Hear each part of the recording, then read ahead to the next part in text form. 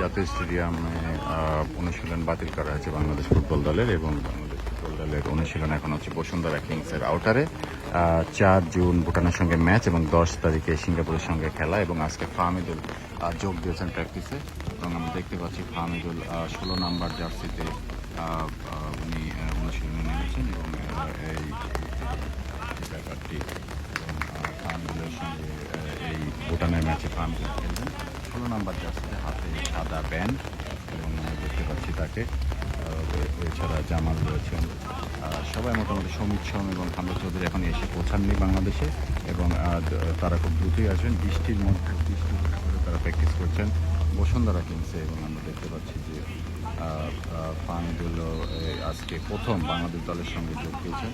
এর আগে তিনি সৌদি আরবে প্র্যাকটিস করেছেন এবং একটি প্র্যাকটিস ম্যাচ খেলেছেন। 16 নাম্বার জার্সি আমরা দেখতে পাচ্ছি ফাহমিদুল 16 নাম্বার জার্সিতে তিনি বাংলাদেশের প্রথম প্র্যাকটিস করবেন ঢাকা বাংলাদেশের বুকে। এর আগে তিনি দেশের বাইরে সেখানে তিনি খেলেছেন একটি প্র্যাকটিস ম্যাচ, এবং সেই প্র্যাকটিস ম্যাচকে নিয়ে অনেক কথা রয়েছে। তবে বাংলাদেশ ফুটবল দল কঠিন একটা সময় সামনে, তাই বৃষ্টি অপেক্ষা করেই বাংলাদেশ প্র্যাকটিস করছে।